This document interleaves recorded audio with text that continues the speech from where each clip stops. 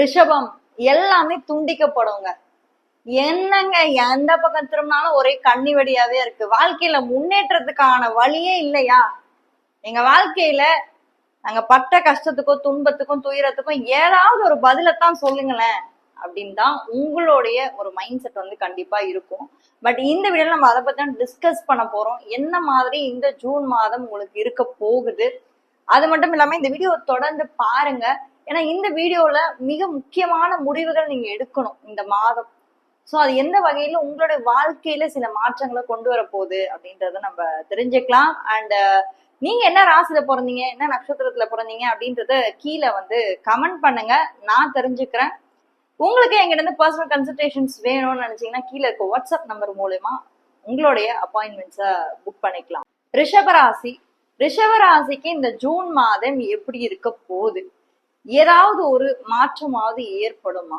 எங்களுக்கு இந்த ஜூன் மாதத்தை பொறுத்த வரைக்கும் நம்ம மிக முக்கியமா பார்க்க வேண்டிய ஒரு விஷயம் என்னன்னா, உங்களுடைய ராசிநாதனான சுக்கிரன் குருவோட இணைவுல இந்த மாதம் இருக்காரு. சோ ராசிக்கு 2ஆம் இடத்துல சூரியன் புதனோட சேர்க்கை வந்து இந்த மாதம் வந்து நடக்க இருக்கு. சோ புதனோட சேர்க்கை சூரியனோட வந்து இருக்கு. ரொம்பவே ஒரு பாசிட்டிவான ஒரு விஷயம் செகண்ட் ஹவுஸ்ல இருக்கு.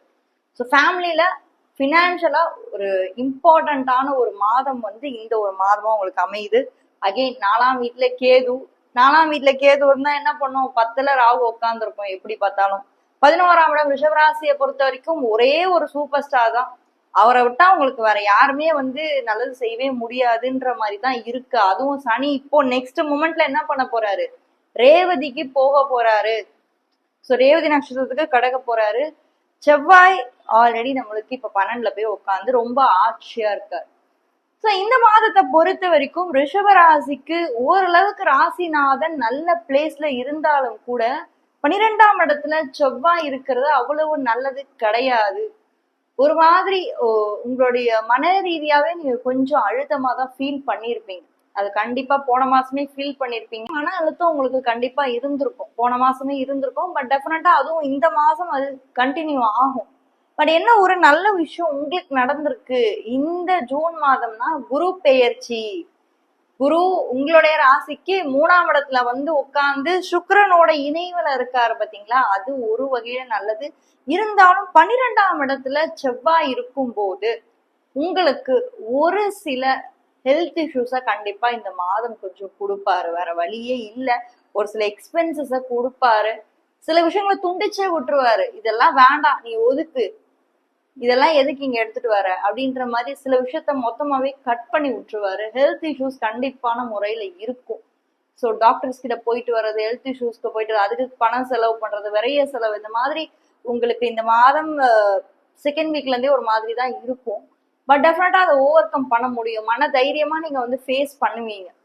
அதே மாதிரி உங்களுடைய சுய ஜாதகத்துல பாத்துக்கோங்க. உங்களுடைய சுய ஜாதகத்துல சனி குருவோட தசாபுக்திகள்லாம் இருந்துச்சு அப்படின்னா இதோட இம்பாக்ட் வந்து உங்களுக்கு இன்னுமே அதிகமா தான் இருக்கும். இதோட தாக்கம் உங்களுடைய சுய ஜாதகத்தை பொறுத்துதான் எல்லாமே இருக்கு. பட் ஓவராலா நம்ம இந்த ரிஷபராசிக்கு இந்த ஜூன் மாதத்துல செவ்வாயோட தனியா அமர்ந்திருக்கக்கூடிய விஷயம் வந்து கண்டிப்பா உங்களுக்கு இம்பாக்ட் வந்து கொடுக்கும்.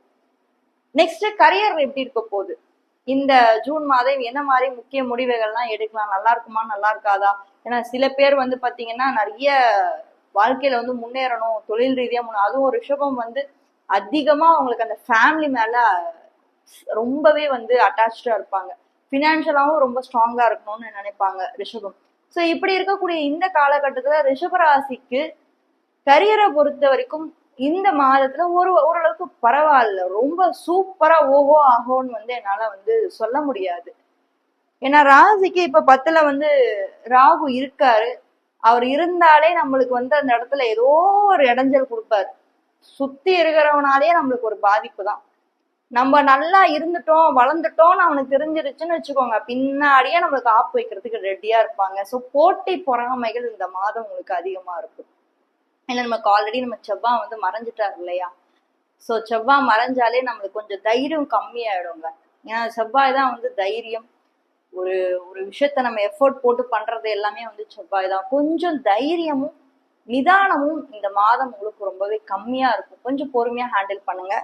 அடுத்து மேரேஜ்க்கான பாசிபிலிட்டிஸ் இருக்கா? என்ன பண்ண போறோம் நாங்க இந்த மாதம்?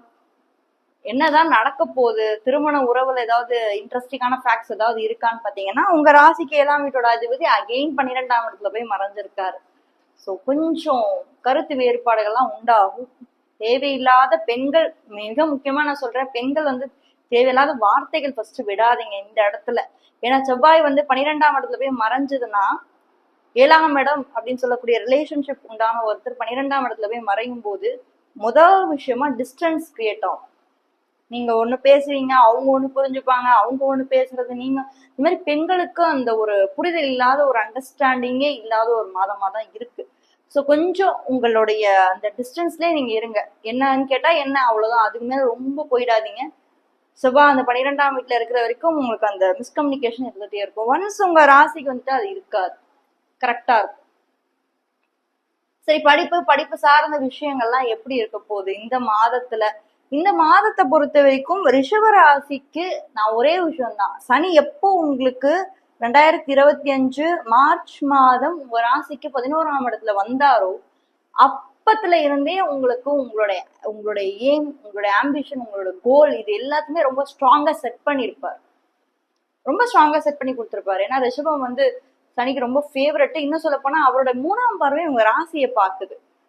ஸோ ஒரு கிரகம் ராசியை பார்க்கும் போதே அதோட தாக்கம் வந்து அதிகமா இருக்கும். ஸோ சனியோட கண்ட்ரோல்ல தான் இப்ப நீங்க இருக்கீங்க. பட் என்னன்னா, இந்த இடத்துல நீங்க ரொம்ப ஃபாஸ்டாவும் இருக்க முடியாது. எந்த ஒரு டெசிஷனுமே ஸ்லோவா தான் மீட் பண்ற மாதிரி இருக்கும். ரொம்ப தடையா இருக்கும். சில விஷயம் இன்கம்ப்ளீட்டா இருக்க மாதிரி இருக்கும். முழுமை அடையாத மாதிரி உங்களுக்கு வந்து இருக்கும். பட் ஒன்ஸ் வந்து இந்த சனி பகவான் வந்து வக்ர நிலையை தாண்டிட்டாரு. ஏன்னா இந்த வருடம் வந்து பாத்தீங்கன்னா ஒரு அக்டோபர் நவம்பர் வரைக்கும் வக்ரமா இருப்பாரு. ஸோ அந்த அக்டோபர் நவம்பர் வரைக்கும் அந்த வக்ர நிலையை கடக்கும் போது கண்டிப்பான முறையில உங்களுக்கு ஒரு தெளிவான ஒரு விஷயம் வந்து புலப்படும். ஓகே, நம்ம இதை பண்ணலாம், படிப்புன்னு வரும்போது இதை பண்ணலாம் அப்படின்ற மாதிரி புலப்படும். அதே மாதிரி பெற்றோர்களுக்கு நான் கொடுக்க வேண்டிய அட்வைஸ் இந்த இடத்துல என்னன்னா, நீங்க முதல் விஷயமா பண்ண வேண்டியது உங்க பசங்களுடைய ஆசைகளை, எண்ணங்களை நிறைவேற்ற விடுங்க. நீங்க போய் திணிக்காதீங்க. நீ இதை பண்ணு, அதை பண்ணு, இதை பண்ணு. அவங்களுக்கு தெரியாதது ஒன்றும் இல்லை, தங்களுக்கு தெரியாத சட்டம் ஒன்றும் இல்லை அப்படின்ற மாதிரி அவங்களுக்கு எல்லாமே தெரியும். நீங்க போய் திணிச்சா என்ன தெரியுமா ஆகும்? அவங்க எடுக்கிற மாதிரி எடுத்து அப்புறம் வந்து ஸ்கிப் பண்ணி வேற ஒரு விஷயத்துக்கு போயிடுவாங்க. ஸோ ரிஷபராசி ரொம்பவே ஸ்டேபிளான ஒரு ராசி, ரொம்ப தைரியமானவங்க. அதே மாதிரி அவங்க எடுக்கிற ஒரு முடிவுல ரொம்ப ஸ்ட்ராங்கா நிற்பாங்க கூட. அப்போ உங்களுடைய பிள்ளைகளை அவங்க போக்குல விட்டு பிடிங்க. அதுவே உங்களுக்கு வந்து சூப்பரான ஒரு பாசிட்டிவான ஒரு விஷயமா இருக்கும் இந்த மாதத்தை பொறுத்த வரைக்கும். ஏன்னா இதுக்கு முன்னாடி சனி செவ்வாய் இணைவு இருக்கும்போது கூட அந்த அளவுக்கு உங்களுக்கும் அவங்களுக்கும் ஒரு நல்ல ஒரு ரிலேஷன்ஷிப் இருந்திருக்காரு. பட் இப்போ இந்த ஜூன் நல்லா இருக்கு. ஆனா நெக்ஸ்ட் ஒரு 6 months அந்த சனி வக்கரமாகி போறக்கூடிய அந்த காலகட்டம் இருக்கு பாத்தீங்களா, தட் இஸ் த பீரியட். திடீர்னு ஒரு ரைஸ் ஆகக்கூடிய ஒரு பீரியட் வந்து அந்த ஒரு பீரியட் தான். அது வரைக்கும் அப்படியே ஓட்டு ராஜா ஓட்டு, ஸ்லோவா ஓட்டு அப்படின்ற மாதிரி தான் நீங்க பொறுமையா தான் வந்து போகணும். ஏன்னா சனி ஒரு ராசிக்கு வந்ததுன்னா 2.5 வருஷம் உட்காருவார். அது ஒண்ணு இருக்கு. ராகு வேற 10ல வேற இருக்கு. ரொம்ப போக்கஸ்டா தான் இருப்பாங்க, ரொம்ப கரியர் போக்கஸ்டா தான் இருப்பாங்க. அது எந்த ஒரு மாற்றமும் இல்ல. அவங்களுக்கு குருவும் நல்ல இடத்துல அமர்ந்து வந்தாரு கோச்சார ரீதியா, ராசிக்கு 2ஆம் வீட்டுல. அதே மாதிரி சனி பகவானும் ராசிக்கு 11ஆம் வீட்டுல வந்தாரு. ராகு கேதுவும் 4ஆம் இடம் 10ஆம் இடம். ஸோ நிறைய பேரு இருக்கிற ஊரை விட்டு போய் வெளிநாட்டுல செட்டில் ஆயிருப்பீங்க. கடந்த ஒரு 1.5 வருஷமா உங்களுக்கு எப்படி இருந்திருக்கும் லைஃப் அப்படின்னா, வெளிநாடு செட்டில்மெண்ட் உங்களுக்கு நிறைய நடந்திருக்கலாம். இல்ல அப்படின்னா கரியர்ல ஒரு பெரிய சேஞ்ச் உங்களுக்கு கிடைச்சிருக்கலாம். நான் சொல்றது இந்த மாசம் இல்ல, ஓவராலா. ஏன்னா இது முடிய போகுது ஆல்மோஸ்ட். இந்த குரு பகவான் முடிஞ்சு மாற வர போறாரு.